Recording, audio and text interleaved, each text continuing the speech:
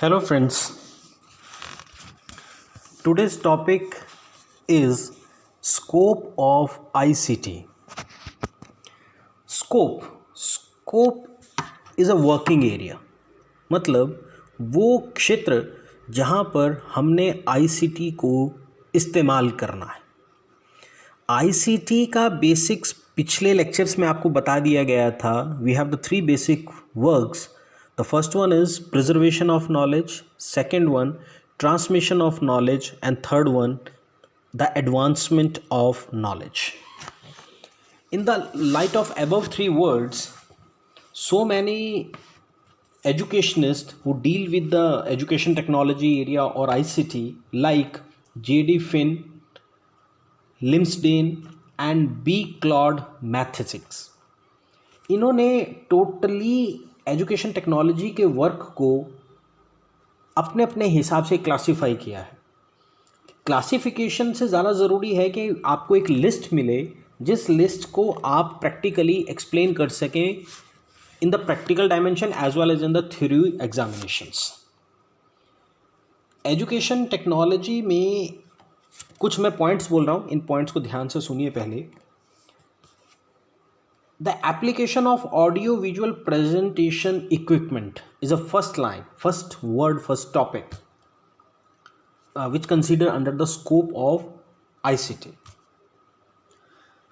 The second one is study the system situation and education application. Third one is educational information retrievals.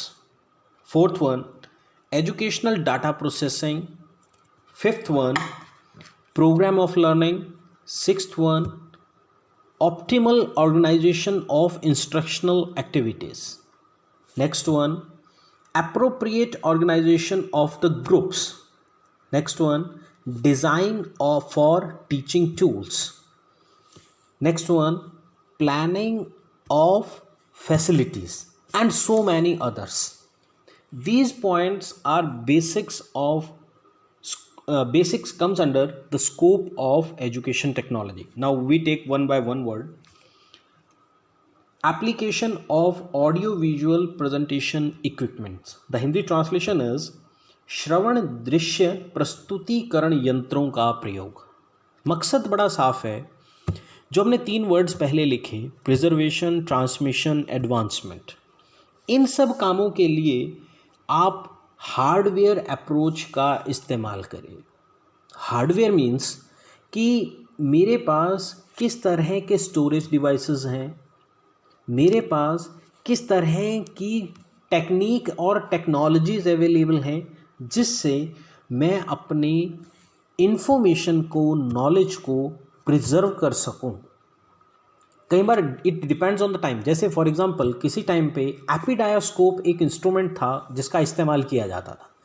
उसका मकसद ये था कि जो भी हमारे पास ओपेक ऑब्जेक्ट्स हैं, ओपेक ऑब्जेक्ट्स मीन्स कि यदि सपोज आपके पास कोई पिक्चर है जिसको आप यानी कि दोनों साइडों से नहीं देख सकते, मतलब जैसे आपके पास एक प्लास्टिक की शीट है लाइक A4 साइज़, जिसे आप लोग ट्रांसपेरेंट शीट बोलते हैं, उसमें आप अपने आँखों के सामने करेंगे तो आपको दोनों तरफ की चीज़ें नजर आएंगी. तो आप उसके दूसरी तरफ भी देख सकते हैं कि क्या हो रहा है. जैसे कांच हो गया, यदि उसके दूसरी तरफ पॉलिश नहीं है तो वो शीशा बन जाएगा. यदि पॉलिश है तो सिर्फ कांच का इस्तेमाल करेंगे तो आपको दोनों तरफ नज़र आता है. तो इस तरह के जो मटेरियल नहीं होते जिसके दोनों तरफ देखा जा सकता है, उन्हें ओपेक मटेरियल कहा जा सकता है. उस मटेरियल को हम लोग जब शिक्षा में यूज़ करना हो, फॉर एग्जांपल अखबारों की कटिंग है, वो हमने एक बहुत बड़े ग्रुप को दिखानी है तो एक एपिडायोस्कोप का इस्तेमाल होता था पहले. आज की नई जनरेशन के स्टूडेंट्स को जनरली ये वर्ड नहीं पता, नया वर्ड नहीं है. आप इंटरनेट के ऊपर जस्ट एपिडायोस्कोप डालिए तो आपको एक इंस्ट्रूमेंट नज़र आएगा जो जस्ट लाइक एक कैमरे की तरह होगा, just like camera but not a camera, जिसमें आप लोग ओपेक ऑब्जेक्ट को रखते थे और उसकी जो इमेज होती थी सामने प्रोजेक्टर के माध्यम से, या वो himself act like a projector है, वो सामने डिस्प्ले हो जाती थी. तो इसके अलावा अभी टेक्नोलॉजी एडवांस हो गई है तो आप कंप्यूटर पर आप उसकी पिक को खींच के, या पिक भी खींचने की ज़रूरत नहीं है, आजकल multimedia based black boards available हैं. जस्ट आप टाइप करिए, टाइप करने के बाद आपको पूरे ब्लैक बोर्ड के ऊपर आप जितनी मर्जी पिक्स को स्क्रीन आउट कर दीजिए, बड़ा बना दीजिए. इसके अलावा आप ऑडियो सुना सकते हैं, आप ऑडियो एंड वीडियो बोथ का साइमल्टेनियसली यूज़ कर सकते हैं. आप प्रोग्राम लर्निंग के डिफरेंट फेजेस का इस्तेमाल कर सकते हैं। तो मतलब क्या है कि ये सब एरियाज़ कंटेंट को डेवलपमेंट से लेके उसको प्रिजर्व करने तक, उसके ट्रांसमिशन तक और उसके अंदर चेंजेस लाने तक, जिसे हम एडवांसमेंट कहते हैं, आईसीटी का एक स्कोप एरिया की तरह काम करता है। The second one is the study of system situations and educational application means शैक्षिक प्रणाली परिस्थितियों का अध्ययन और उसका शैक्षिक उपयोग। अब शैक्षिक प्रणाली परिस्थिति क्या होती है भाई? आप मान लो आज एक विलेज में ऐसे बैठे हैं जहाँ पर आपके पास इलेक्ट्रिसिटी की एक टेक्निकल प्रॉब्लम है। अब ऐसी सिचुएशन में आप आईसीटी को कैसे यूज़ कर सकते हैं, उसके बेसिक 3 प्रिंसिपल्स पर एक बात याद रखिएगा, आईसीटी का मतलब सिर्फ कंप्यूटर नहीं होता। ये डिपेंड करता है आप किस सिचुएशन में कहाँ और कैसे बैठे हैं। The most important thing is this. But आज का जो ज़माना है वो ये है कि किसी टाइम पे मोबाइल्स, 4G कनेक्शंस और अनलिमिटेड डाटा पैक्स एक प्रॉब्लम थी, बट शायद आज वो उतनी बड़ी प्रॉब्लम नहीं है जितनी आज से 10 साल पहले, 20 साल पहले थी। तो परिस्थितियाँ बड़ी इंपॉर्टेंट होती हैं। आप यदि मैं गवर्नमेंट ऑफ इंडिया की बात करूं तो उन्होंने बहुत सारे educational channels through satellite workout में लगा रखे हैं। यदि आपने कभी इग्नू के प्रोग्राम्स देखे हों, आप ओपन यूनिवर्सिटीज़ के प्रोग्राम देख सकते हैं, आप NCERT के प्रोग्राम्स देख सकते हैं, और जो सबसे बड़ा प्लेटफॉर्म आज गवर्नमेंट ने दिया है, दैट प्लेटफॉर्म इज़ स्वयं। आप स्वयं के ऊपर जाकर अपने पसंदीदा, आपको जिस कंटेंट की, जिस टॉपिक की ज़रूरत है, उसके ना केवल कंटेंट को देख सकते हैं बट आप बहुत सारे सर्टिफाइड कोर्सेज़ को भी कर सकते हैं। तो मतलब क्या हुआ कि ये आईसीटी का स्कोप एरिया है और इसकी क्रेडिबिलिटी और वैलिडिटी कितनी है इसको भी बताने की मैं मुझे कोई औचित्य नहीं, कोई शर्म नहीं है कि आज 1/5 of your total curriculum is credited by और acceptable by your parent university. Means कि मान लो आपके एक सेमेस्टर में 5 पेपर हैं, आप एक पेपर यदि स्वयं से पास करते हो और उसमें भी एक पर्टिकुलर टर्म है, उस टर्म को ध्यान में रखिएगा, अर्पित। यदि आप अर्पित बेस्ड कोई भी एक पूरा कोर्स कंप्लीट करते हो और आप उनका पेपर पेंसिल टेस्ट देते हो और उसे पास करते हो, तो जितने नंबर आपने उसमें हासिल किए वो नंबर आपकी मेन डीएमसी का पार्ट बनेंगे। मतलब ये हैं आईसीटी के स्कोप्स। उसके बाद है एजुकेशनल इंफॉर्मेशन रिट्राइवल, मतलब शैक्षिक सूचनाओं को इकट्ठा करना। अब सबसे बड़ी बात ये होती है कि how we collect the information. अब इसमें आईसीटी बड़ी हेल्प करता है। फॉर एग्जांपल अमेरिका में क्या चल रहा है, इंग्लैंड में क्या चल रहा है, अदर यूरोपियन कंट्रीज़ में क्या चल रहा है, एशिया के डिफरेंट कंटिजेंट्स में क्या चल रहा है, ऑस्ट्रेलिया में क्या चल रहा है, एजुकेशन में लेटेस्ट अपडेट्स क्या हुए हैं। फॉर एग्जांपल मेरा एक अपना स्टडी है या मेरा एक अपना स्टडी एरिया रहता है कि मैं टीचर ट्रेनिंग कॉलेज में पढ़ाता हूँ, तो अदर कंट्रीज़ में टीचर ट्रेनिंग में क्या एडवांसमेंट हुए। फॉर एग्जांपल मैं हार्वर्ड यूनिवर्सिटी, ऑक्सफोर्ड यूनिवर्सिटी, इन यूनिवर्सिटीज़ के टीचर ट्रेनिंग प्रोग्राम को आज अपने देश के टीचर ट्रेनिंग प्रोग्राम के साथ यदि मैं कंपेयर करके देखना चाहता हूं, तो मेरे लिए सबसे इंपॉर्टेंट है कि वहां की इन्फॉर्मेशन को इकट्ठा करना। अब इन्फॉर्मेशन इकट्ठा करने में आईसीटी डेफिनेटली बहुत बड़ी हेल्प करने वाला है। नहीं तो किसी ज़माने में मुझे अमेरिका में यदि रिटन एप्लीकेशन भेजना हो तो मेरे को टाइम, एनर्जी एंड मनी तीनों का जितना बड़ा कंट्रीब्यूशन होना है उसके मुकाबले मेरा यहाँ पर टाइम भी सेव होगा, मेरी एनर्जी भी सेव होगी और सबसे इम्पॉर्टेंट मेरी मनी भी सेव होगी। तीनों चीज़ों पर मुझे सुविधा मिलती है। मतलब again it is an scope area. तो मुझे इन्फॉर्मेशन इकट्ठा करना में दिक्कत नहीं है। आज गवर्नमेंट बहुत सारे सर्वेज करती है जिनके मुताबिक प्लानिंग करती है। पहले सर्वे इकट्ठा करने में बड़ा टाइम, एनर्जी कंज्यूम होती थी, बट आज नहीं है। इन्फॉर्मेशन को एक जगह से दूसरे जगह पहुंचने में बहुत एनर्जी, बहुत पैसे की वेस्टेज होती थी, जो आज की तारीख में कम हो गया है। किसकी वजह से? आईसीटी की वजह से। क्योंकि इन्फॉर्मेशन उसको कम्युनिकेट करना है और लेटेस्ट टेक्नोलॉजी का यूज़ करना है। Next one is educational data processing. Data processing is a very important thing. इसको हिंदी में कहते हैं शैक्षिक सूचनाओं की क्रिया विधि। मतलब जितनी इन्फॉर्मेशंस आपके पास अवेलेबल हैं उसको प्रोसेस करिए। अब एक एग्जांपल है, जैसे हम अपने कॉलेज की बात करें, आप जब कॉलेज में एडमिशन लेते हैं तो आपकी बहुत बड़ी एक शीट बनाई जाती है, किसके ऊपर? एक्सेल पे। उसमें क्या होता है? आपका नाम, father name, mother name, address, आपका आधार कार्ड, आपके टेलीफोन नंबर्स, आपके ईमेल एड्रेसेस, आपने प्रीवियस क्वालिफिकेशंस आपकी क्या क्या थी, पर्टिकुलर में आपके रोल नंबर्स क्या थे, आपने क्या क्या किया, कैसे कैसे किया, आपके पर्टिकुलर क्लास वाइज कितने कितने नंबर थे, एक पूरा डाटाबेस तैयार किया जाता है।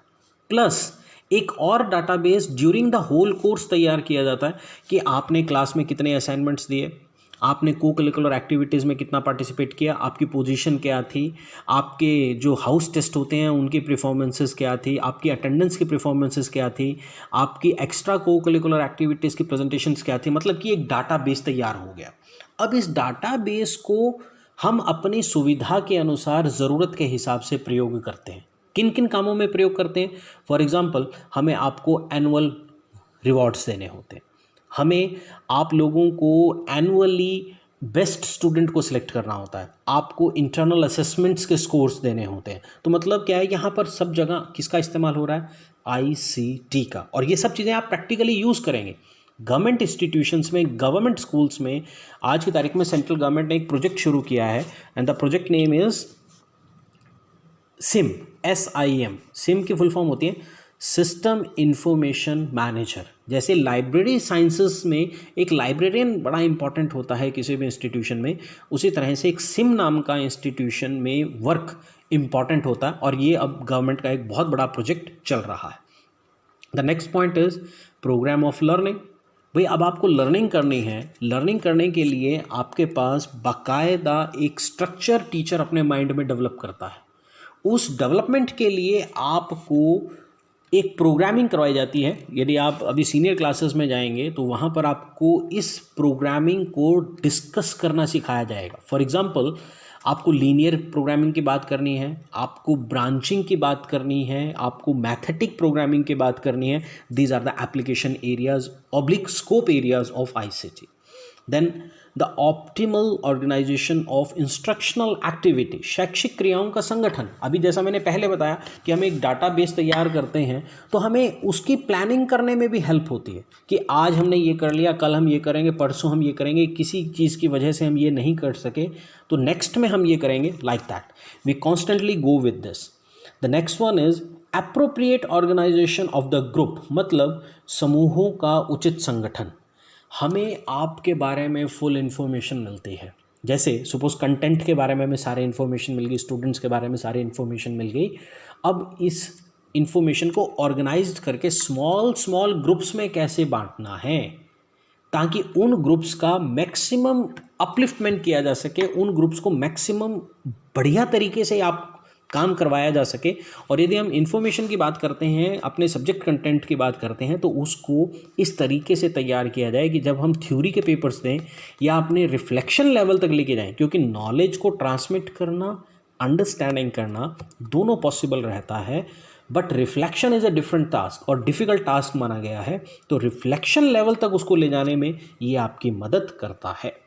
उसके बाद आता है आपका एक पॉइंट था डिज़ाइन फॉर टीचिंग टूल्स। भाई क्लासरूम में आपको शिक्षण यंत्रों का प्रारूप बनाना और उसको प्रयोग करना, ये बड़ा इम्पॉर्टेंट है। बहुत सारे ऐसे सब्जेक्ट होते हैं जिन सब्जेक्ट्स में आप किसी तरह का डेमोस्ट्रेशन दे सकते हो। अब डेमोस्ट्रेशन देने का मतलब क्या है? आप साइंस के सब्जेक्ट्स में डेमोस्ट्रेशन दे सकते हैं जो जनरली हम लोग देते हैं, ज्योग्राफी में देते हैं, बट ये ज़रूरी नहीं है कि हर जगह मॉडल ही इस्तेमाल आएगा, हर जगह साइंस के इक्विपमेंट ही यूज़ होंगे। आप मैथमेटिक्स के मॉडल बनाते हैं, आपको टीचिंग लर्निंग पेपर में ये बात सिखाई जाती है। उसके बाद आप लोग यदि ह्यूमैनिटी के डिफरेंट एस्पेक्ट्स में, लाइक आप हिस्ट्री के हैं, आप ज्योग्राफी के हैं, तो वहाँ पर आपको मैप्स सिखाए जाते हैं। जब आप लैंग्वेज के होते हैं तो आपको मॉडल्स, चार्ट्स दिखाए जाते हैं। यहाँ तक कि मैं तो ये कहता हूँ कि एक black board is a very good instrument as a important tool for all teachers, may be the people teachers, may be the full fledge teacher. यदि एक अध्यापक कक्ष में ब्लैक बोर्ड का इस्तेमाल बहुत अच्छे तरीके से करता है, तो वो अपने आप में एक बहुत अच्छा टूल है।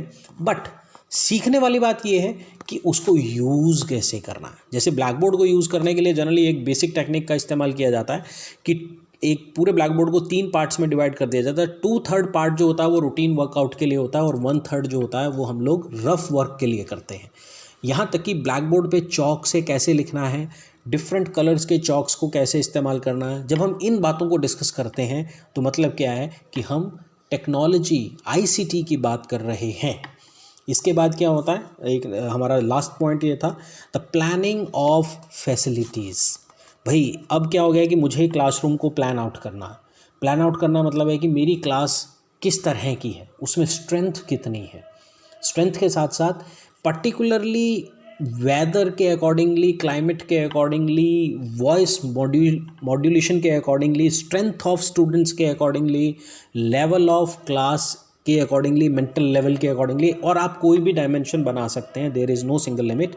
यदि आपके पास इसका डाटाबेस है, आपके पास इसका बैंक है, तो ऐसी स्टेज में आपको प्लानिंग करने में ये बहुत हेल्पफुल रहता है। तो ये कुछ पॉइंट्स थे जो स्कोप एरिया को डिस्कस करते हैं।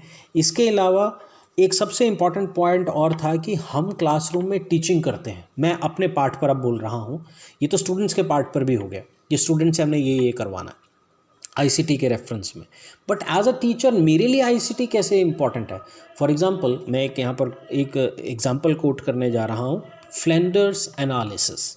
फ्लेंडर एनालिसिस में क्या होता है कि मैंने क्लासरूम में कैसे पढ़ाया, इसको प्रॉपरली चेक करने का मैकेनिज्म भी स्कोप एरिया है ICT का। इसमें बाकायदा एक 10x10 की मैट्रिक्स बनती है जो आने वाले दिनों में शायद आप पढ़ेंगे आपके सिलेबस के अकॉर्डिंगली।